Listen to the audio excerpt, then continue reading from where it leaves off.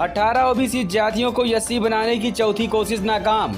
2005 में मुलायम सरकार ने जारी की थी सूचना, फिर माया, अखिलेश और अभियोगी भी कर चुके हैं कोशिश। उत्तर प्रदेश की सियासत में जात एक बड़ी सच्चाई है। इसे समझने के लिए ताज़ा उदाहरण ओबीसी की 18 जातियों को एससी कैटेगरी में शामिल करने की अधिसूचना का है।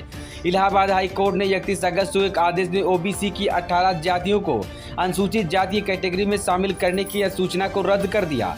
हाई कोर्ट के इस आदेश को बीजेपी सरकार के लिए झटका माना जा रहा है, क्योंकि योगी सरकार ने 2019 में 18 जातियों को ओबीसी से हटाकर एससी में शामिल करने की अधिसूचना जारी की थी।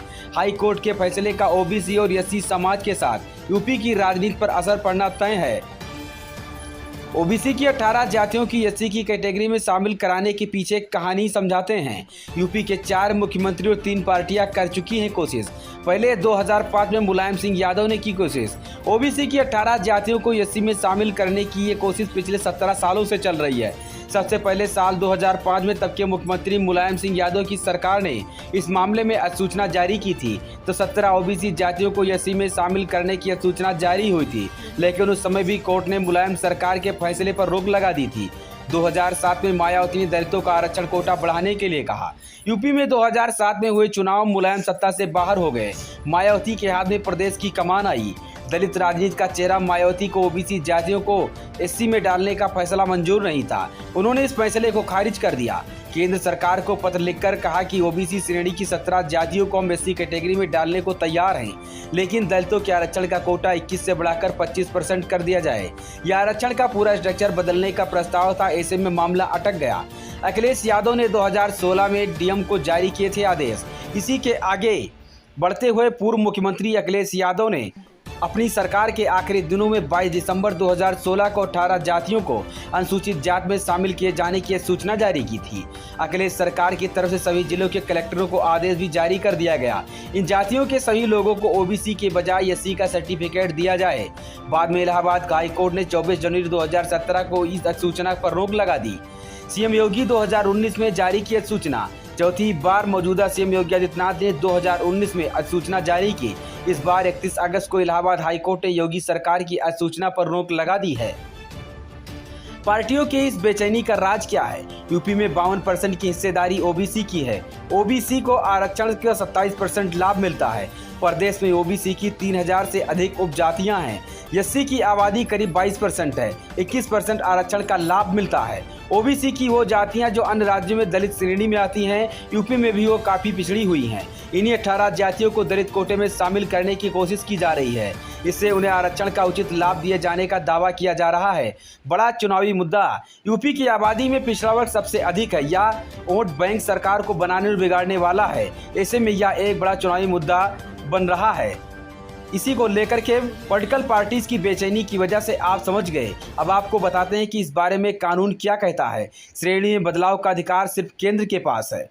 इस मामले में कानून और संविधान क्या कहता है, यह जानने के लिए हमने यूपी विधानसभा के पूर्व अध्यक्ष और संविधान की समझ रखने वाले हृदय नारायण दीक्षित से बात की। उनका कहना है, भारत के संविधान की 7वें सूची में 3 सूचियां हैं, एक केंद्रीय, एक समवर्ती और एक राज्य सूची। यह विषय शुद्ध रूप से केंद्र का है। 341 में लिखा है कि यह विषय देश के संसद द्वारा ही निर्धारित किया जाएगा। राज्य इस मामले में केवल परामर्शी अधिकारी हो सकते हैं। अब जब इस तरह का कोई मामला हो तो राज्यों से परामर्श लिया जा सकता है। किसी भी राज्य को अपने स्तर पर किसी भी जात समूह को अनुसूचित जात समूह में शामिल करने का अधिकार नहीं है। अब जब राज्यों के पास कोई अधिकार ही नहीं है तो फिर सभी पार्टियां सूचना क्यों जारी करती हैं? इस सवाल का जवाब हमने सियासी दलों से समझने की कोशिश की। भारतीय जनता पार्टी, उसको सबका हक मिलना चाहिए। इस सवाल के जवाब में भाजपा प्रवक्ता आनंद दुबे ने कहा, सामाजिक न्याय के तहत ऐसी जातियां जो विकास के दौर में पिछड़ गई हैं, उनको उनका हक मिले। इसी को ध्यान में रखकर यह कदम उठाया गया था।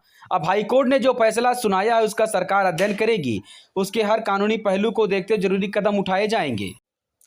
वहीं इस मामले में समाजवादी पार्टी भाजपा की कह रही भाजपा की नीयत साफ नहीं।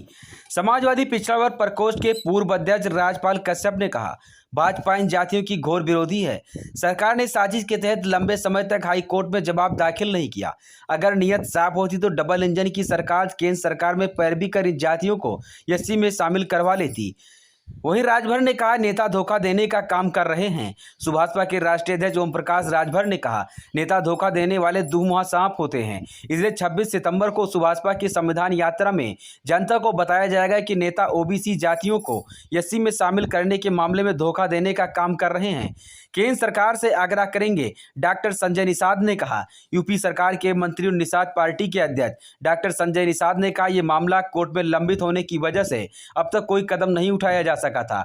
अब कोर्ट के फैसले के बाद मझुआर समेत निषादों के सभी उपजातियों को अनुसूचित जात में शामिल करने को लेकर केंद्र सरकार से आग्रह कर कार्रवाई करने को कहेंगे। यूपी में ओबीसी के इन 18 जातियों का है मामला। यूपी सरकार की ओर से 18 ओबीसी जातियों में एससी कैटेगरी में डालने का प्रस्ताव तैयार किया गया। इनमें मझवा, कहार, कश्यप, केवट, मल्लाह, निषाद, कुम्हार, प्रजापति, धीवर, बिंद, भर, राजभर, धीमान, बाथम, तुरहा, गोड़िया, मांझी और मछुआ ओबीसी उपजातियां शामिल हैं। स्रोत दैनिक भास्कर।